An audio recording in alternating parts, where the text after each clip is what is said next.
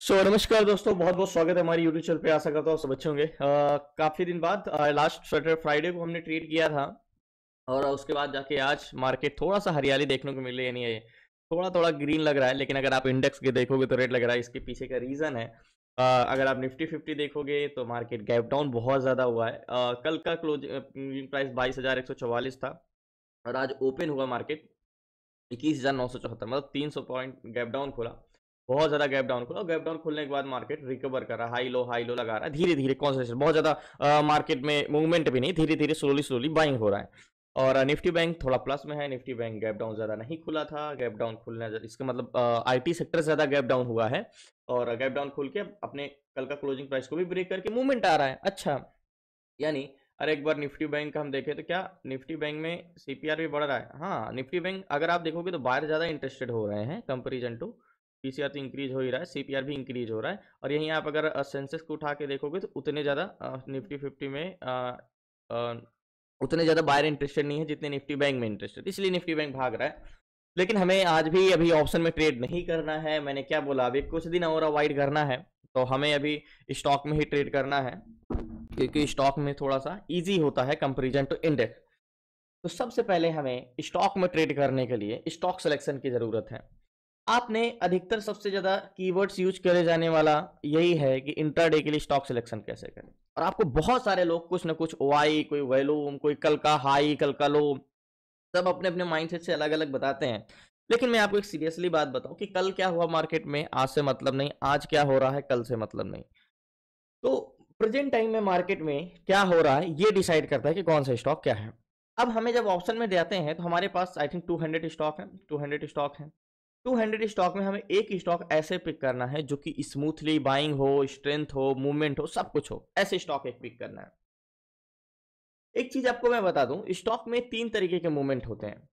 पहले स्टॉक होते हैं जिसमें स्मूथली बाइंग आती है लास्ट तक ओपन प्राइस से हाई में।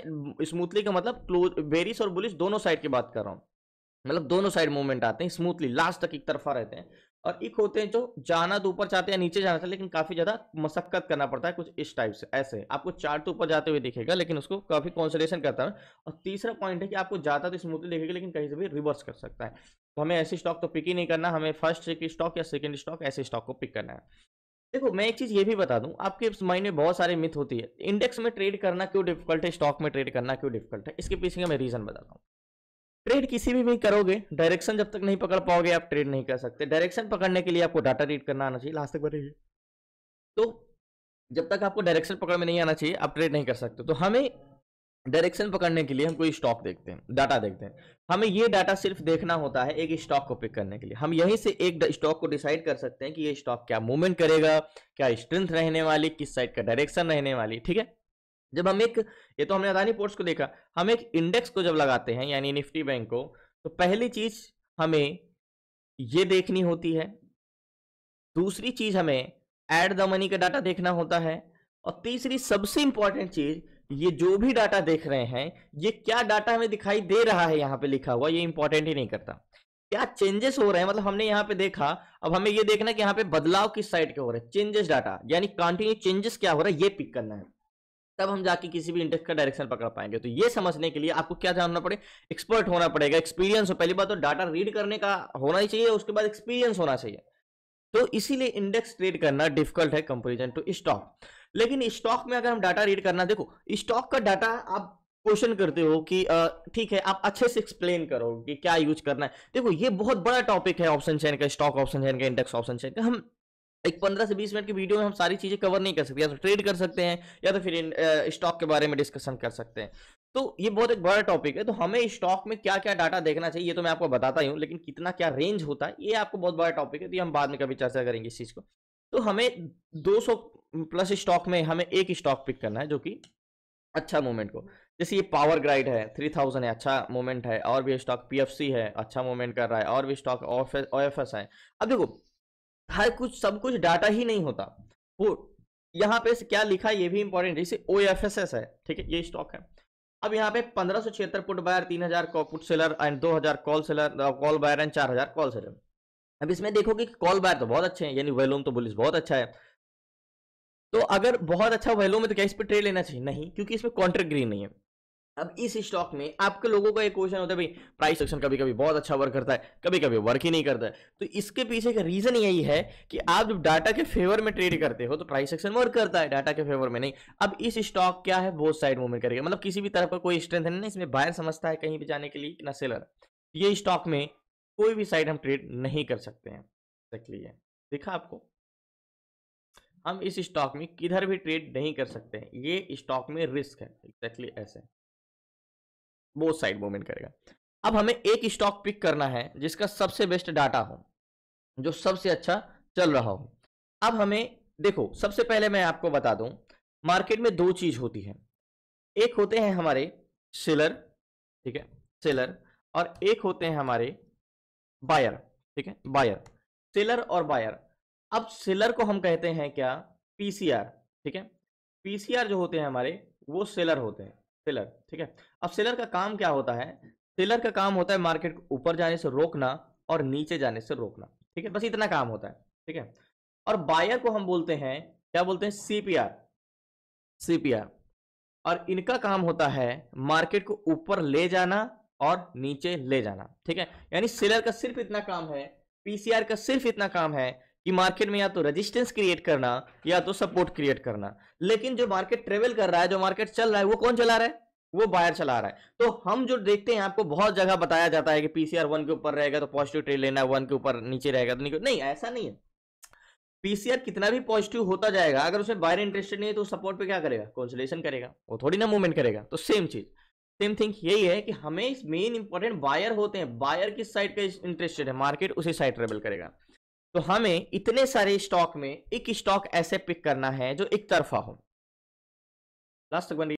सो फाइनली मैंने जो आपको एक सीट्स दिया है, सबसे पहले तो हमें यहाँ पे चलना होगा, और यहाँ पे आप अगर न्यू ट्रेडर नेटवर्क है, अगर आपको ये चाहिए तो गूगल पे सर्च कर लीजिएगा, आपको ये मिल जाएगा। और ऑप्शन सीट्स हमें देखना है, तो यहाँ पे हमें ऑप्शन चैन में 200 स्टॉक है, ठीक है।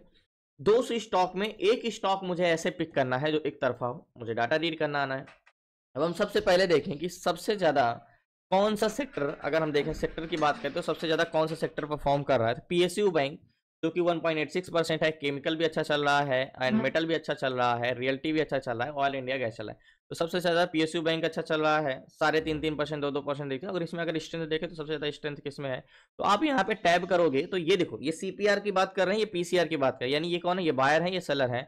अब यहाँ पे हमें देखना है कि सबसे ज्यादा सीपीआर किसमें है, तो यहाँ पे सबसे ज्यादा सीपीआर है पीएनबी में, और सबसे ज्यादा सपोर्ट इसी में है। केमिकल में भी कौन सा स्टॉक चल रहा है, आर्टिंट 2% चला है, एंड दीपक एनटीआर ये भी 1. एसआरएफ अच्छा चला है। अब हम एक बार यहाँ पे देख लेते हैं लास्ट। सो फाइनली अब इतने सारे स्टॉक में हमें सबसे पहले ये देखना है कि सबसे ज़्यादा सीपीआर किस स्टॉक में है। तो अगर हम देखें तो सबसे ज़्यादा सीपीआर की बात करें तो टीआई इंडिया में है, जो कि 5.52 का है, और 0.77 का सीपीआर, मतलब स्ट्रेंथ तो बहुत ज़्यादा है। और एक बार टीआई इंडिया को हम एक बार देखो, सबसे ज्यादा बायर इंटरेस्टेड किस में है, सबसे ज्यादा 5 यानी 5 गुना स्ट्रेंथ है और 0.77 का सीपीआर है। तो एक बार हम इसे यहाँ पे देखेंगे कि चेंजेस सीपीआर या चेंजेस पीसीआर कहाँ पे, देखो हमें एक स्टॉक पिक करना है। अब वो मेन डिपेंड करता है कि यहाँ पे सीपीआर के देखें तो सीपीआर ग्रीन लाइन अगर आपको दिख रही होगी तो एक बढ़िया अच्छा खासा मार्केट में दिख रहा है। अगर आप लास्ट टाइम पे भी देखोगे तो थोड़ा बहुत यहाँ पे सीपीआर घटा है, बट अगर ओवरऑल देखोगे तो मार्केट में पीसीआर बढ़ ही रहा है। लेकिन इसका सीपीआर अगर आपको दिख रहा है, लेकिन इसका पीसीआर नहीं बढ़ रहा है। देखो अगर आप इसका पीसीआर देखोगे तो सेलर का क्या काम होता है, मार्केट को नीचे जाने से रोकना, ऊपर जाने से रोकना। पीसीआर गिर रहा है मतलब मार्केट में क्या क्रिएट हो रहा है, रेजिस्टेंस क्रिएट हो रहा है। लेकिन इसका सीपीआर क्या हो रहा है, सीपीआर इसका बढ़ रहा है। तो सीपीआर बढ़ने का मतलब अगर आप देखोगे एग्जैक्टली यहाँ पे, तो मॉर्निंग में अच्छा खासा इंक्रीज होगी, थोड़ा सा सपोर्ट बिल्डअप हो रहा है, डाउन हो रहा है। तो एक बार इसका हम चार्ट भी लगाते हैं, लास्ट तक बने रहिए। तो फाइनली टीआई इंडिया में हमें ये देखो, मैंने एक चीज आपको बताया, दो चीज आपको बताया, एक होता है हमारा पीसीआर और एक होता है हमारा सीपीआर, ठीक है। सीपीआर मतलब बायर। अब इस स्टॉक में एक चीज तो बहुत अच्छा, 5.52 की स्ट्रेंथ है, मतलब 5 गुना स्ट्रेंथ है। अगर आप एक बार इसका ऑप्शन चैन भी अगर मैं आपको लगा के दिखाऊं यहाँ पे, ये देखो एग्जैक्टली कॉन्ट्रैक्ट ग्रीन है, 4800 कॉल बायर है, 882 पुट बायर है और 833 पुट सेलर है। मतलब अगर आप देखोगे तो इसमें बायर भर भर के हैं और इसका सीपीआर अगर आप देखो तो कंटिन्यू इंक्रीज हो रहा है। और यहाँ पे अगर आप हॉरिजॉन्टल जोन ड्रॉ करोगे तो क्या ड्रॉ करोगे? हॉरिजॉन्टल जोन ये ड्रॉ करोगे 2707 का। इसके बाद आप 5 मिनट टाइम फ्रेम लगाओगे। 5 मिनट टाइम फ्रेम में आप एक नेक लाइन ड्रॉ कर सकते हो। ये हमारी एक नेक लाइन ड्रॉ हो सकती है ऐसे। और आप एक गैन कैलकुलेटर सबसे पहले हमें ओपन करना होगा, गैन कैलकुलेटर। तो लास्ट गैन कैलकुलेटर में अगर हम देखें तो बहुत अच्छी स्ट्रेंथ होती है। ये स्टॉक देखो, सीपीआर बढ़ रहा है, पीसीआर घट रहा है। तो अगर पीसीआर घटता भी जाएगा तो मार्केट ज्यादा से ज्यादा क्या करेगा? रेजिस्टेंस पे कंसोलिडेशन करेगा, क्योंकि बायर एक बस है और उस बस में पैसेंजर आगे की ओर बढ़ते जा रहे हैं, लेकिन उस बस को रोकने वाले भी बढ़ रहे हैं। तो ज्यादा से ज्यादा क्या होगा? ये अगर हार गए तो बस आगे निकल जाएगा, नहीं तो एक ही जगह पे कंसोलिडेशन करेगा। तो गैन कैलकुलेटर में हम ओरिजेंटल जोन का प्राइस क्या डालेंगे? डालेंगे 2680 का, 2680 का 2680, 2680 का। और कैलकुलेट करेंगे तो गैन का कहना है 2691, 2702, 2715, 2702 को जाएगा, 2715 जाएगा। 15 को क्रॉस किया तो लास्ट तक बने। तो फाइनली टीआई इंडिया में मैंने 100 क्वांटिटी ली है, 54,000 का फंड लगा। मैंने देरी इसलिए नहीं किया क्योंकि मैं वेट नहीं करना चाहता था, बिल्कुल भी मैं रिस्क नहीं लेना चाहता कि मार्केट दोबारा ऊपर निकल जाए। और मेरी बाइंग प्राइस एक्जैक्टली 1413 रुपए 20 पैसे की भी 1414 रुपए 25 पैसे चला। अब बात करते हैं हम टारगेट की। तो टारगेट हमारा क्या होने वाला? अगर मार्केट इसको क्रॉस करे तो 142732 एग्जैक्टली हम 15 पॉइंट का तो कम से कम टारगेट रखेंगे ही रखेंगे। एग्जैक्टली ये वाला पॉइंट का टारगेट 2732 का टारगेट, ये 2712 चल रहा है। एग्जैक्टली ये पॉइंट का टारगेट है, ये हमारी एंट्री पॉइंट है। मार्केट ने ब्रेकआउट दिया। एग्जैक्टली मैंने इस पे ट्रेड तुरंत क्यों लिया, इसके पीछे करिए। देखो मार्केट में सीपीआर क्या हो रहा है, ध्यान समझिएगा। ग्रीन लाइन इसका सीपीआर है, आपको नीचे दिख रहा होगा, ये देखो। और ये इसका पीसीआर है। अब तो आपको तो लोग समझाते हैं कि पीसीआर घटना चाहिए, घटे तो ट्रेड बेरिश लेना चाहिए, बट हम बुलिश ट्रेड क्यों लिए? क्योंकि बायर इंटरेस्टेड है बुलिश जाने के लिए, मार्केट को ऊपर ले जाने का। बायर का क्या काम होता है? बायर का काम होता है मार्केट को ट्रेवल कराना। तो मार्केट अगर ट्रेवल करता है, चलता है, तो किस साइड चलेगा? बुलिश। और अगर पीसीआर स्ट्रांग हो जाते हैं तो ज्यादा से ज्यादा क्या होगा? रजिस्ट्रेशन पे कॉन्सोलेशन करेगा। तो हमारा टारगेट पॉइंट जो है ये होने वाला है, ये हमारा टारगेट पॉइंट है। यहां से अगर जाता है तो हमें 15 पॉइंट मिलेगा और 100 क्वांटिटी है तो आराम से 1500 तो मिल जाएगा। ये मेरा टारगेट पॉइंट है। इसकी स्ट्रेंथ आप अगर आप देखोगे तो टॉप स्टॉक में अगर आप देखोगे टोटल 200 स्टॉक में टीआई इंडिया में सबसे ज्यादा, सबसे पहले हमने वॉल्यूम सीपीआर ही देखा कि 5.52 की स्ट्रेंथ, सबसे ज्यादा सीपीआर है इसी में स्टॉक में। और ज्यादा चला भी नहीं, अभी 2.27% चला है टीआई इंडिया। तो 12 14 15 चल रहा है। मुझे हिसाब से एक मार्केट का मूवमेंट आता है तो हम यहाँ पे निकल जाएंगे एग्जैक्टली इस जोन पे। तो लास्ट तक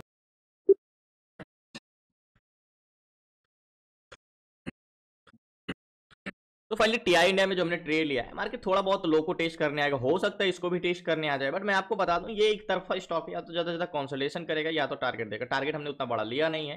15 16 16 17 चल रहा है, 14 की बाइंग है हमारी। यहाँ पे 32 पे जाता है तो टोटल 16 17 पॉइंट हमें मिलेगा, 16 पॉइंट तक मिलेगा। तो वेट कर रहे हैं अभी। और अगर यहाँ पे ट्रेड लिया होता तब तो टारगेट मिल गया होता। थोड़ा सा मिस्टेक हो गया, लेट आए, नहीं तो टीआई इंडिया में तो बहुत अच्छा ट्रेड मिल चुका होता। तो वेट करते हैं, लास्ट तक बने रहिए प्लीज। नया चैनल को सब्सक्राइब कर लीजिए।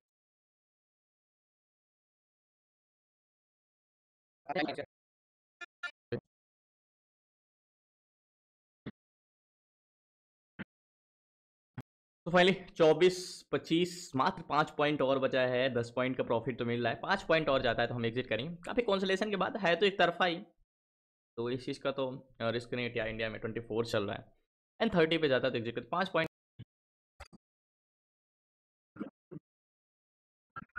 तो फाइनली 2750 चल रहा है, 2720 चल रहा है। हमारा टारगेट पॉइंट 2730 का है। गैन कैलकुलेटर का जो सेकंड टारगेट 2728 का। थोड़ा सा 2728 में थोड़ा सा इसको मशक्कत करना पड़ेगा, बट हम वेट करेंगे लास्ट तक।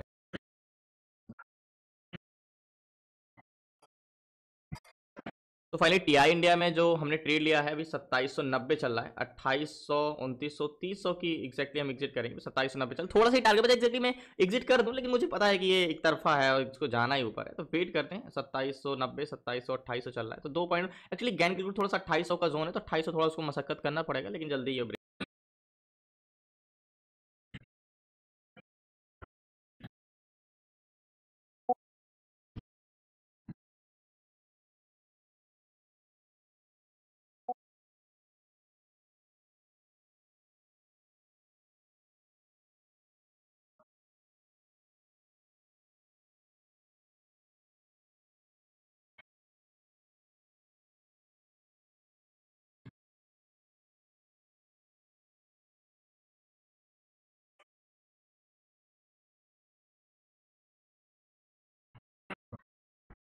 तो फाइनली 29 पे गया है, तो क्या मुझे एग्जिट कर देना चाहिए? देखो एग्जिट कर देना चाहिए, लेकिन मुझे पता है ये अभी और चलेगा ये स्टॉक, मतलब और मूवमेंट आएगा, तो इसलिए मैं एग्जिट नहीं कर रहा हूँ। मुझे पता है कि मूवमेंट आना है, नहीं तो मैं तो यहाँ पे भी एग्जिट कर देता। और ऐसा कोई बात नहीं है, अगर आपको लगता है कि भाई हो सकता है रिवर्स, अगर यहाँ पे थोड़ा सा वॉल्यूम डाउनफॉल होता या बायर इंटरेस्टेड नहीं होते उतना, तो हम एग्जिट कर देते पहले ही, कि 4 पॉइंट भी पहले एग्जिट कर देते। लेकिन यहाँ पे मुझे पता है 29 को भी ब्रेक करके मूवमेंट और ऊपर आएगा, तो कम से कम अपना 30 पे तो एग्जिट करें, 30 पे तो जाए। फाइनली ये देखो निकल भी गया, 33-34 चला गया। अब मैं पोजीशन स्क्वायर सो फाइनली जो हमने ट्रेड लिया था टीआई इंडिया में, और पोजीशन मैंने स्क्वायर ऑफ कर दिया। अभी तो बहुत ऊपर चला गया, लास्ट ही 37 तक चला गया। इतना भी उम्मीद नहीं थी मुझे, मैंने एग्जैक्टली 33 पे एग्जिट किया, और चल तो 34 पे रहा था। लेकिन जब आप मार्केट प्राइस में बेचते हो तो हमेशा आपको 1 रुपये 2 पॉइंट नीचे ही बिकता है, ये आप अक्सर देखते होगे। या तो आप जब खरीदने जाते हो तो 1-2 पॉइंट ऊपर बाय होता है। जीडीटी प्राइस लगा के नहीं रखा था, तो 34 पे बेचा तो 33 पे बिका जाके। और मैं इतना कॉन्फिडेंस क्यों था, क्यों इसमें बोला कि नहीं ये स्टॉक चलेगा, मूवमेंट आएगा इसमें, 37 पहुंच गया, अभी 4 पॉइंट और ऊपर चला गया। देखो एक चीज मैं कहता हूं, अगर एक चीज की आपको स्टॉक में ट्रेड करना इजी है, मेन चीज होता है स्टॉक सिलेक्शन की। स्टॉक सिलेक्शन के लिए हमने सबसे पहले टीआई इंडिया को क्यों चुना, क्योंकि इसमें स्ट्रेंथ ही तो है, स्ट्रेंथ बहुत ज्यादा है। बायर तो बहुत भर भर के हैं, बायर इंटरेस्टेड है, और बायर भर भर के हैं भी, और बायर और ऐड भी हो रहे हैं। तो इसका मतलब क्या हुआ कि एक तरफा टीआई इंडिया तो मतलब कह सकते हो बहुत अच्छा मूवमेंट आएगा। तो इसमें मैंने ट्रेड लिया, और हमने काफ़ी लेट भी ट्रेड लिया। एग्जैक्टली हमने यहाँ पे 14 पे बाई किया था, 2714 पे बाई किया था, 2730 पे हमने 33 पे हमने एग्जिट किया, और टारगेट हमारा 30 का था। तो हमने तो 17 पॉइंट का लिया। एंड बहुत बहुत धन्यवाद आप लोगों का 100 क्वांटिटी में लास्ट तक बने रहने के लिए। एक चीज़ मैं आपसे वादा करता हूँ कि अगर आप डाटा रीड करना, डायरेक्शन पकड़ना सीख जाते हो, तो आपके स्टॉक में 1500 कमाना बहुत बड़ी बात नहीं है। आप एक जॉब करते हो, अपने लाइफ के सबसे इंपॉर्टेंट चीज़ देते हो, 8 से 10 घंटे आप किसी को दे रहे हो। बट मैं कहता हूँ अगर आप यही टाइम अपने स्किल पे लगाते हो, या सिर्फ स्टॉक मार्केट नहीं, कोई भी स्किल पे लगाते हो जो खुद के ऊपर वो टाइम वेस्ट हो रहा है, तो मैं कहता हूँ जो आप उतना साल में नहीं करो, 6 मंथ भले कुछ ना अर्निंग करो, लेकिन 6 मंथ के बाद जो अर्निंग करोगे वो आपके साल भर की कमाई से बहुत बढ़ के रहेगी, जो एक जॉब से कर। तो जॉब बुरी चीज़ नहीं है, लेकिन स्किल इंपॉर्टेंट है। अगर आप जॉब में भी अपनी स्किल पे काम करो, स्किल की वजह से काम करो, तो वो भी बेस्ट है। तो कोई भी काम तब सही होता है जब वो आपकी स्किल पे हो, सिर्फ मेहनत पे डिपेंड ना हो। हाँ, तो आपको मैं क्या कहना चाह रहा हूँ, चीज़ें आप अच्छी समझ रहे होगे कि माइंड से काम होना चाहिए। फिजिकली वर्क उतना ना हो, माइंड से वर्क होगा तो वो आपको ग्रोथ देता है। मेहनत इंपॉर्टेंट नहीं है, स्किल इंपॉर्टेंट है आज के टाइम पे। तो स्किल आप कहीं भी लगाते हो तो वो बेस्ट है। तो टाइम, आप जितना स्किल आपके पास होगा, आपका टाइम पीरियड उतना ही कम होगा, वर्किंग पीरियड उतना ही कम होगा। जितना आपके पास कम स्किल होगा, उतना ही आपके पास हार्ड वर्क होगा, और टाइम पीरियड ज़्यादा होगा, और इनकम कम होगी। तो skill is most important. Market में भी इतना आसान नहीं होता। आपको यूट्यूब पे तो बता दिया जाता है कि भाई पीसीआर इतना रहेगा तो ट्रेड लेना है, पीसीआर गिरेगा तो ट्रेड लेना। पीसीआर क्या है, सेलर है।